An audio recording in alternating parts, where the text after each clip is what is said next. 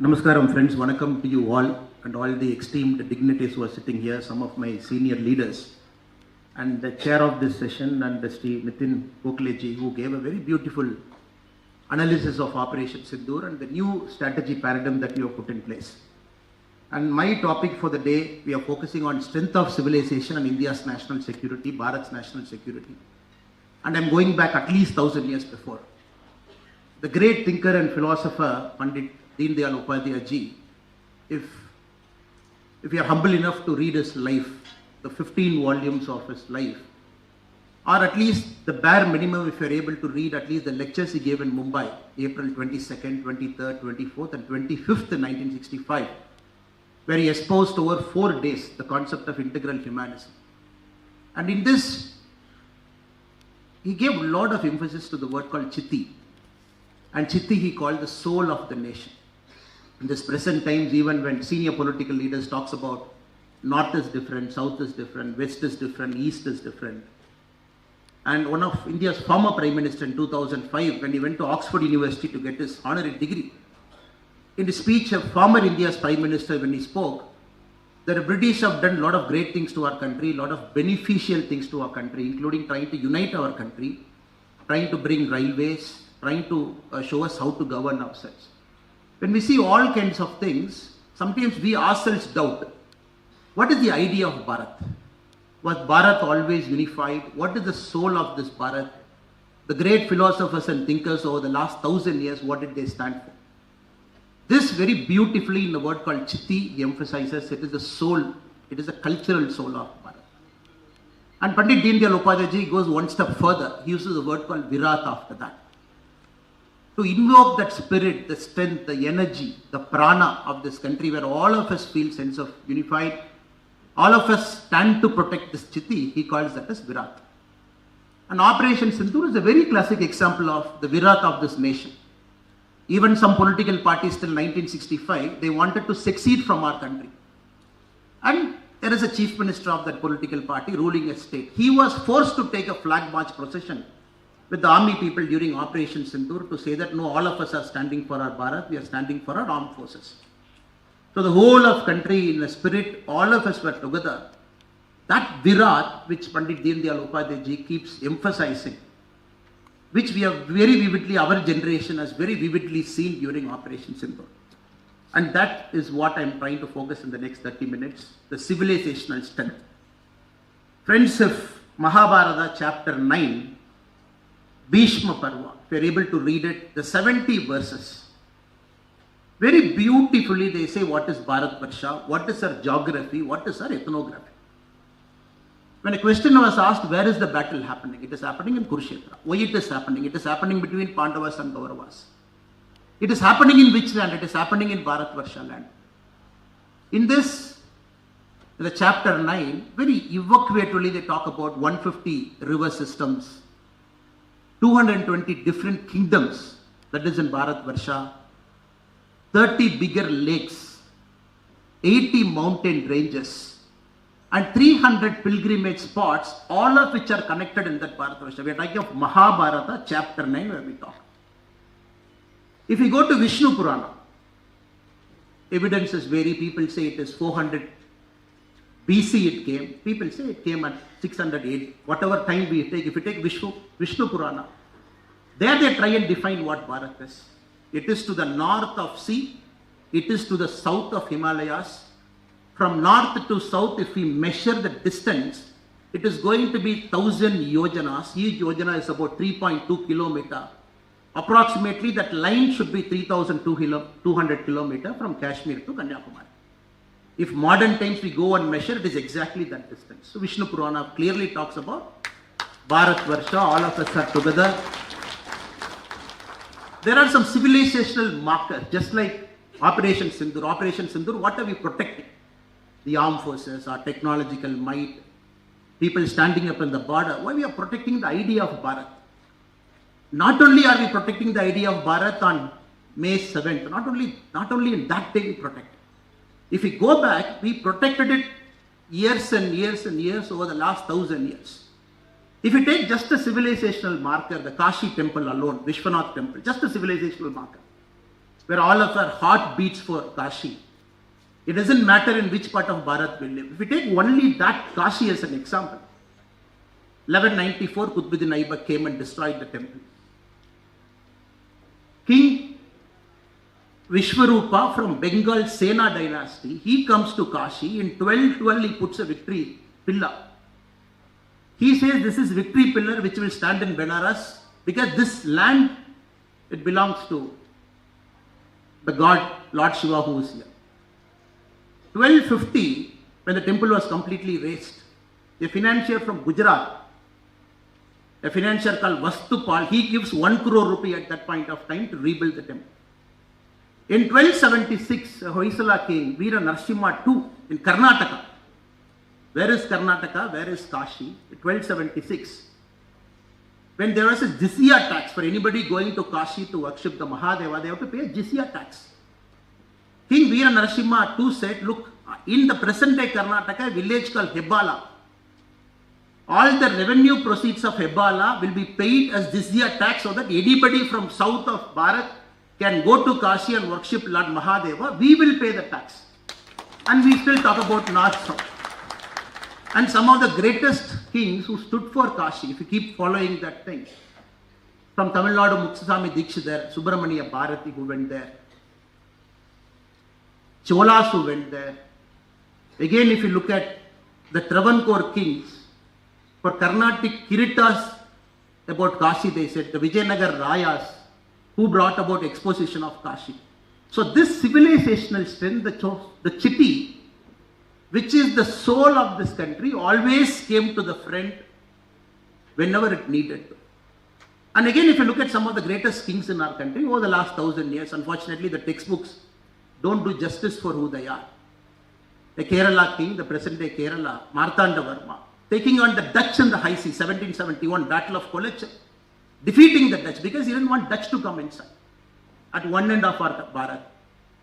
If you look at the northern part, the Kashmir part, after the death of Prophet Muhammad, 632, when the caliphs were expanding, going all the way to Atlantic Sea one side, taking on some of the biggest empires, swallowing it, caliphs expanding at a rapid pace, but still our kings, Lalitaditya and other kings in that part, from 1732 till 1240, they kept the caliphs from not entering India. 500 years they stopped it at one part of the country.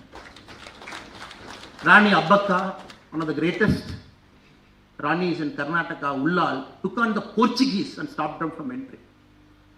So all of these kings, if you go to Assam again, the great Ahom dynasty, taking on the mighty Aurangzeb's army and defeating it. So all parts of our Bharat at different points of time, they have always stood up to preserve the city, the soul, by showing Virata. If we come to the present day time, unfortunately we live in an age, a reality, where the political parties, some of the political leaders, they keep emphasizing that all of us are different. There is something called North, there is something called South. Some of the present day chief ministers, they say, no, in some states from South we contribute more tax, we give 1 rupee. But you give back 41 paise from the center. So how is this fair? Some state from the different parts of Bharat, they pay 1 rupee, they get 1 rupee 40 paise. How is it fair? And sometimes we also don't tend to read our history properly. The second 5-year plan, when India, Bharat wanted to have a balanced development, we got something called a freight equalization policy.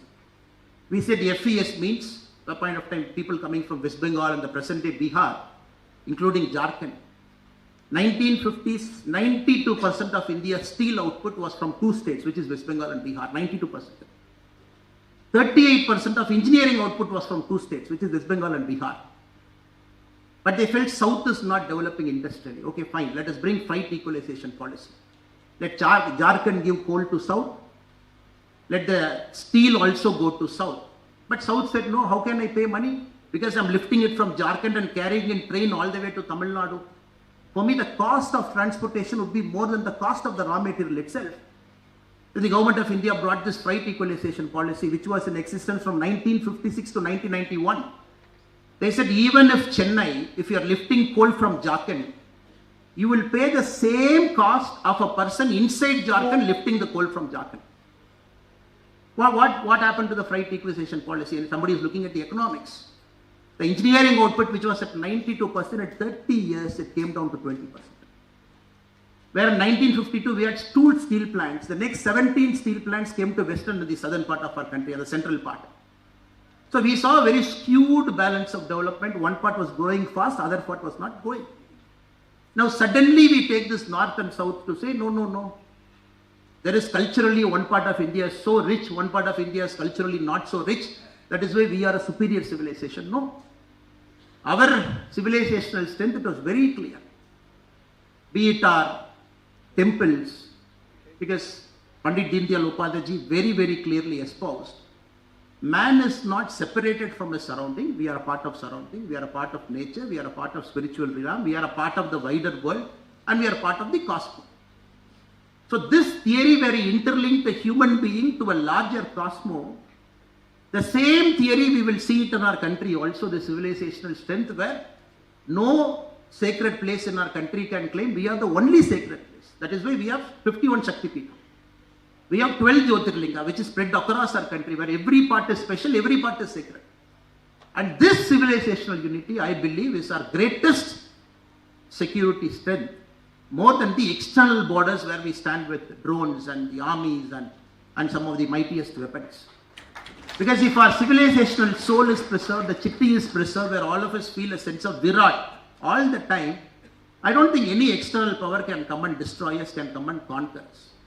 Just like Operation Sindoor, where our security forces stood for us, all these kings, some of the greatest dynasties, they stood for a country.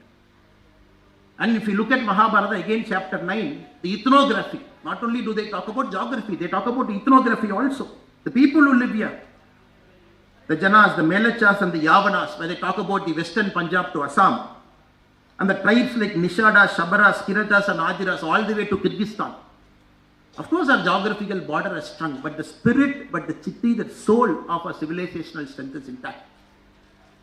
In the 8th century, from Kaladi Shankaracharya, he started from Kerala without even knowing where is he traveling, north, south, west and east. 3 times he traveled across Bharat. Established centers of relevance even now, all the way to the present day Pak-occupied Kashmir. So this, I particularly believe, youngsters like us, the young Karyakartas like us, we always have to preserve this, keep emphasizing on it, take this further, because this is our greatest civilizational strength. Now it is also time to project the civilizational strength outside, just like Pandit Deendayal Upadhyay said, because that is going to be a security umbrella. If you look at US, Nitin Gokhaleji, who actually wanted to be a sports writer, who wrote for sports, Engeji wanted to be a defense pilot, but somehow your calling became a security, one of India's foremost security thinker and analyst now. Now you understand America's security might, what is it? A blue water navy, bringing their fleets all across the world, putting one in Persian Gulf and showing power. But what is India's security architecture? Of course, we are not going to sending our ship to the Gulf of Mexico, the present day Gulf of America. Our greatest civilizational strength is who we are as a nation. Now, I see a representative from Amrita sitting in the front row. Now, some of our greatest spiritual gurus, Mata Amritanandamayi Amma, ashrams across the world, Isha, Jaggi Vasudevji, ashrams across the world, Sri Ravi Shankar, the Art of Living Foundation, who takes India's civilizational strength, negotiated a peaceful settlement in Colombia. Americans couldn't do it in 2016. Between the FARC rebels and the Colombian government, Sri Ravi Shankar ji took it forward, brought a resolution in 2016 to a war in fashion, because he carries the spirit of Bharat still there. And the Isha, presently they have launched an app, Miracle of Mind, I was following. In one day, it talks about a 7-minute meditation, which from our civilizational strength we are taking across the world. Because we know, as per the World Health Organization survey, 1 out of 8 people live in severe anxiety or depression. 3 people out of 10 people on the verge of getting into a mental problem in the next 10 years. When World Health Organization talks about it, a spiritual guru from India launches something called Miracle of Mind. Download an app, do meditation for 7 minutes. If you look at the downloads that happened in the first 1 hour, it is 1 million downloads, which beated ChatGPT's download in the first 1 hour. Again, a spiritual guru from Bharat taking our civilizational strength outside. Mata Amardanandamayi Amma. Even 10,000 people, 20,000 people hugging everybody till 3 a.m., 4 a.m. in the morning. Doing this without seeing the color, creed, race, caste, wherever the person comes. Same thing. There's in America, same thing is happening in Australia. Baba Ramdev, the yoga. The spiritual gurus who represent our civilizational ethos, taking the security architecture across the world. So everybody knows what is Bharat. Everybody knows who are the occupants of Bharat. Everybody knows what is the soul of Bharat. That also we should not forget. That is our security architecture. And the International Yoga Day, where the Honorable Prime Minister Narendra Modi ji has taken it across the world. And a lot of people might not know this. India is also a co-sponsorer for the International Meditation Day, which is on December 21. The International Meditation Day, again Bharat is a co-sponsor. Again we have taken it out. And the concept of life, which comes from our civilizational ethos, we have taken it out across the world. The International Solar Alliance, again the Pandit Deendayal Upadhyay's thought process. Man is not separate from nature, we are part of it. Again we have led the International Solar Alliance out. If you look at all of the security architecture, which will keep preserving our India's internal security for a long, long time to come. And more importantly, friends, if you give me some more time, Pandit Deendayal Upadhyay clearly kept emphasizing many a time about our language, about our culture, about our indigenous knowledge system. He said these three things from which the chitti, the soul of our nation flows. If we keep preserving it, so we need not fear anybody in the world. As a nation, we will always be ramrods right. Now for the very first time, if you take about Tamil Nadu, the state from which I come, in the current academic year, the number of students who read English are more than the number of students who read Tamil. So English reading students are more than the Tamil reading students. If you look at the English medium school, if you open a textbook, what is the maximum Tamil they teach? They teach 25 Tirukural. They teach 10 Attitude. But Tamil, just like other great languages of this country, it's such a deep language where people don't even have access to some of the greatest epics that is written. Now, Honorable Prime Minister Narendra Modi ji gives emphasis in the new education policy to say, learn your mother tongue till the class of 5, preferably to the class of 8. First time, we are unlocking a lot of our own history to our own students. Same thing if you go to Karnataka, such a beautiful language, which has won the highest number of Sakitya Academy Awards. If you look at all the languages comparatively, very unfortunate people want to fight on language at this point of time. Pandit Deendayal Upadhyay continuously emphasized, differences in languages is never a problem. We always have difference in language. Politics over the difference in language is a problem. Now, difference in language will always keep us together because we are Chitti, we are Virat. We always have differences in language. But right now, they won't talk about which language is superior, which language is inferior. Doesn't matter at this point of time. We are not in a race to say, my language is superior than your language. Every language has got some of the greatest epics. That is again our civilizational strength, but we fight over it. And it is also important, all these small things we take care, the Virat of this nation gets preserved so that internally we become together, we become homogeneous. We don't see a difference between a person who's in a different part of Bharat to a person who's in a different part of Bharat. Again, you see, in English, people don't understand how come in a country where people travel less. Ours is a one country where people travel less internally compared to the size of our country. If anybody is looking at the statistics of how much travel we do within the country, Uttar Pradesh tops the number of tourists in the last year who travel more. Tamil Nadu, Karnataka, Andhra, Rajasthan, Gujarat, Maharashtra, West Bengal, Madhya Pradesh, Bihar, the top 10 states. But still survey says 60% of our countrymen haven't crossed their state. Like 60% of Tamil population haven't crossed Tamil Nadu. But how will a person from Tamil Nadu will appreciate the greatness of Ahom dynasty, will appreciate the greatness of Lalitha Aditya, will appreciate the greatness of some of the greatest warrior kings of Punjab? For that, the Western people have tried to coin a word. They used a word called common unified spirit of cultural circulation. They don't understand how come in India where people travel less, where people don't even see other part of Bharat, but still all of them are united as a Bharatiyan. And this is very tough to appreciate and explain also, sir. And for this, the Western people have given an English word, common unified sphere of cultural circulation. They say there is a culture that is circulating across Bharat, which is not visible to an eye. And there is a cultural route which links 51 Shakti Pita or 12 Jyotirlinga. There is a circular route, cultural route, which people keep going. This is there for centuries. And this, of course, got disturbed during the East India Company's rule and during the British rule for about 400, 500 years. And that, I think, is important for us to preserve. And every time we get threatened, we get some of the greatest scholars. I personally believe Pandit Deen Dayal Upadhyay's thought, some of us have the privilege of reading his thinking. It is at the right time, at the right place. Imagine 1965, which is 60 years from now. Congress party coming, unbeatable power. Every election, Congress winning. At that point of time, integral humanism as a concept, which we call the Hindu way of life. Swami Vivekananda ji traveled all the way to the shores of America to say, who are we as a country? Gathering everything, putting together as a concept of integral humanism, which you see 60 years later, the world is learning from it. The world always felt nature is separate, man is separate, you can destroy nature as much as possible to earn your livelihood. Now we are talking about global warming, all of us are one. Can we do a circular economy? Can we try and make sure that we preserve nature? Which in 1965, he put forward our theory of Bharat. Now I am very, very happy in 2025 when we look at it.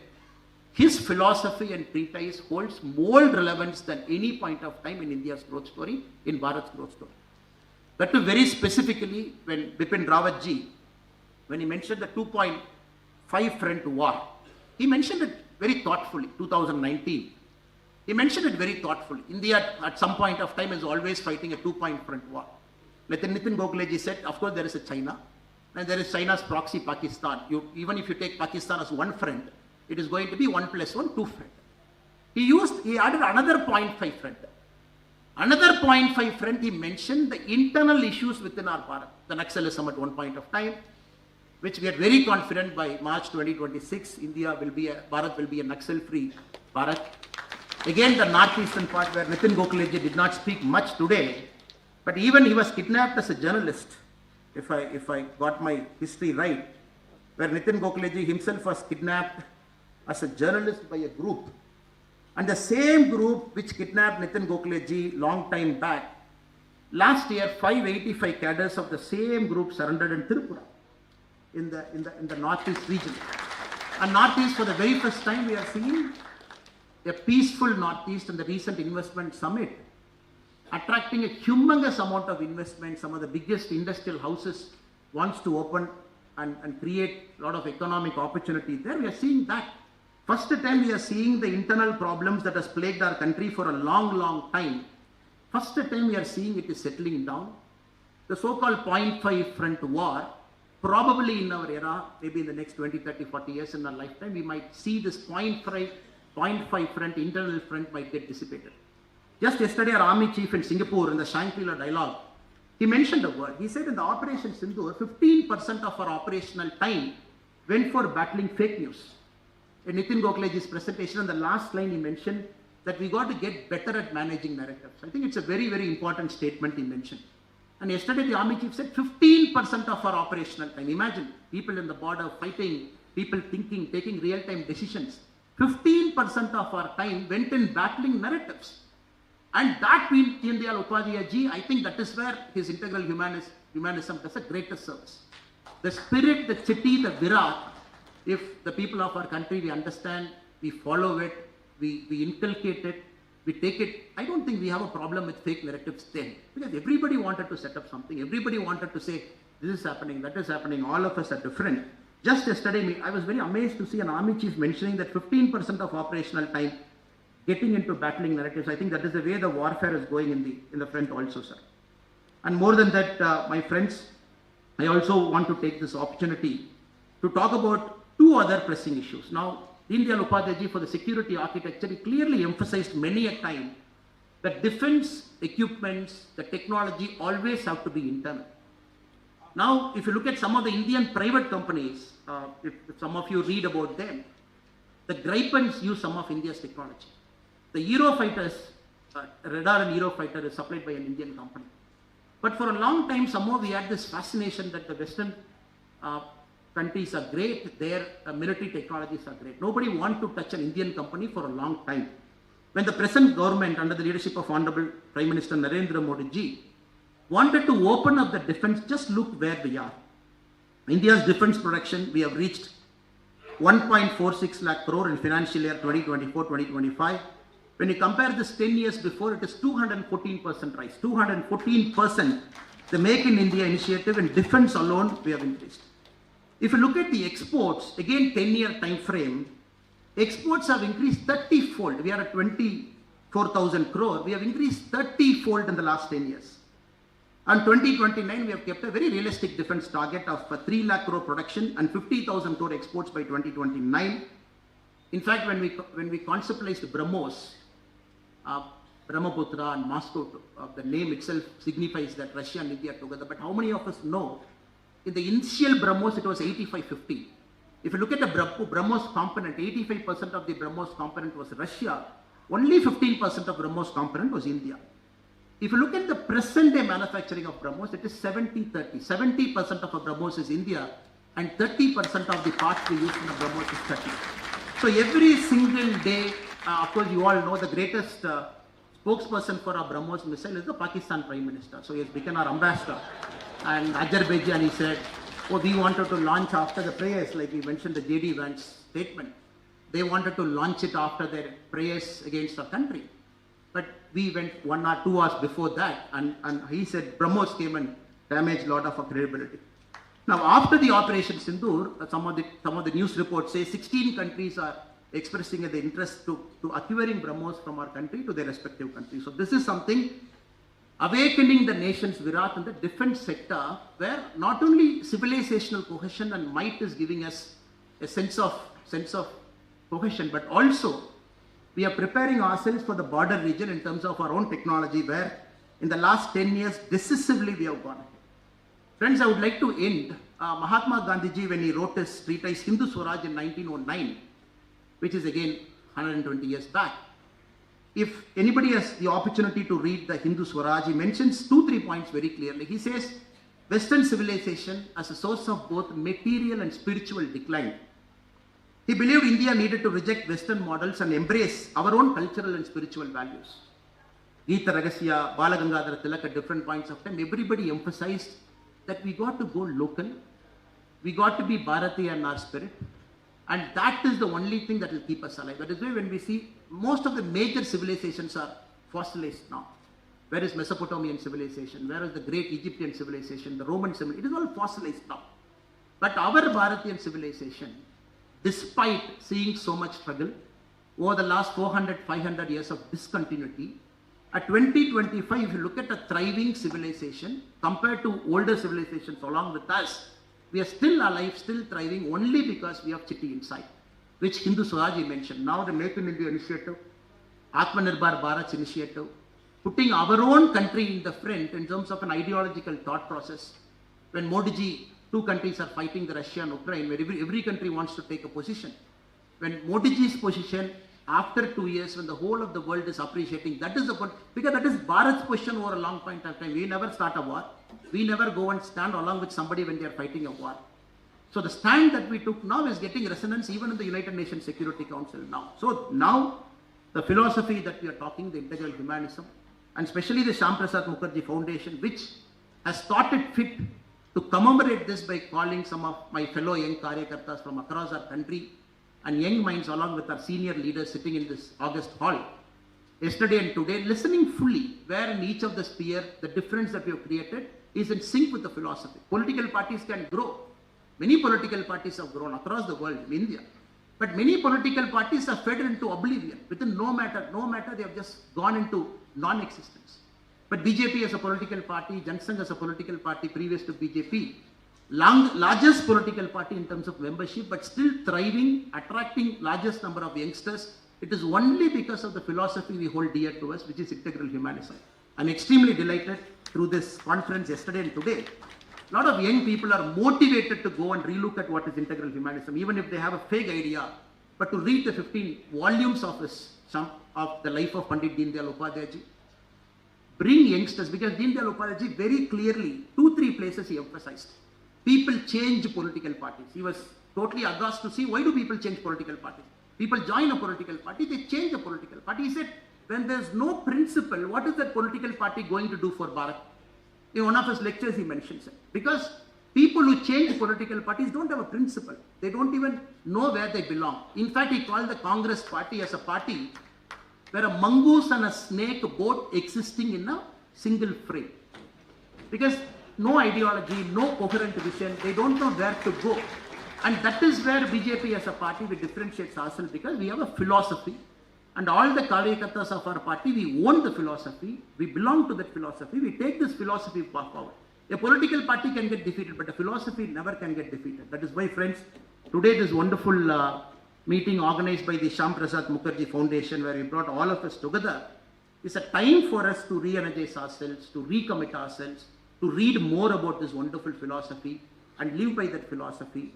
And I take this privilege and this honor of to thank a simple Karyakarta like me is invited to here to come and talk with respect to my tenure, 9-10 years as a police officer, the way I see it, combining my political responsibilities as a Karyakarta to the philosophy, to what our country is going through in terms of the security architecture. I take it as a great privilege, sir. Thank you so much for calling me, inviting me. And I say my sincere pranam to Nitin Gokhaleji and to the chair as well. Thank you so much. Bharat Mata Ki Jai.